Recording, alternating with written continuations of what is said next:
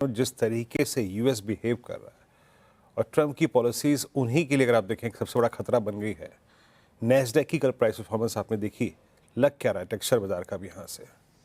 देखिए वीरू, पहली बात तो सही समय पर जैसा आपने कहा मुनाफा वसूली, कल हमने बात की थी 20 डेमा पर। लेकिन खैर सच बताऊं ना तो वो सिर्फ प्रॉफिट बुकिंग का व्यू था, ये पता नहीं था कि इतनी बड़ी गिरावट आ जाएगी मार्केट में। हमने बात की थी रिस्क रिवॉर्ड की कि 22,150 से अगर आप एक लॉन्ग हैं तो वहाँ पर आप प्रॉफिट बुक करें। एक बड़ा ट्रेंड डाउन का है, उसमें काउंटर ट्रेंड रैली मिली। पिछली 2 बार भी रैली 20 डेमा पर फेल हुई थी, इस बार भी फेल हुई। आज साफ हो जाएगा कि मार्केट में अब नया ट्रेड लॉन्ग का है शॉर्ट का है। मैं इसलिए कह रहा हूँ कि सिर्फ यूएस की मार्केट की गिरावट से घबराने की ज़रूरत नहीं है। हाँ, उसकी वजह से गैप डाउन ज़रूर होगा हमारे पास, ये बात मैं मानता हूँ।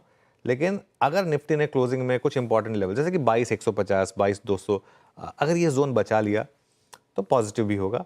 एफआई की सेलिंग भी कम हो रही है काफ़ी दिनों के बाद। कल 1000 करोड़ से कम, इनफैक्ट 350 करोड़ की सेलिंग थी। तो 2025 में ये पॉसिबिलिटी है, जो एक व्यू मैंने इस महीने के शुरू में भी लिया था कि इस साल शायद यूएस गिरे और एमर्जिंग मार्केट चले, भारत चले। ये पॉसिबल है और ये निवेशकों के लिए सही समय भी है। ट्रेडर्स को तो ऑब्वियसली हर दिन नई स्ट्रैटेजी बनानी होगी। जो यूएस की बात है ना वीरू, अब जो यूएस कर रहा है वो अपने लिए नुकसानदायक है उनके लिए। और हमारा यूएस का कोई बहुत ज़्यादा एक्सपोर्ट नहीं है, हमारे टैरिफ पर मुझे नहीं लगता कि उतना ज़्यादा इम्पैक्ट आएगा। वो जो टेंट्रम्स हैं उनके, अब उनका इम्पैक्ट जो है वो खुद उनकी मार्केट पर पड़ रहा है। और ये इम्पॉर्टेंट है, कल मंदी की वजह से बड़ी गिरावट आई। नवंबर 2023 के बाद पहली बार Dow Jones 200 day moving average के नीचे बंद हुआ। नैस्डैक 4% टूटा।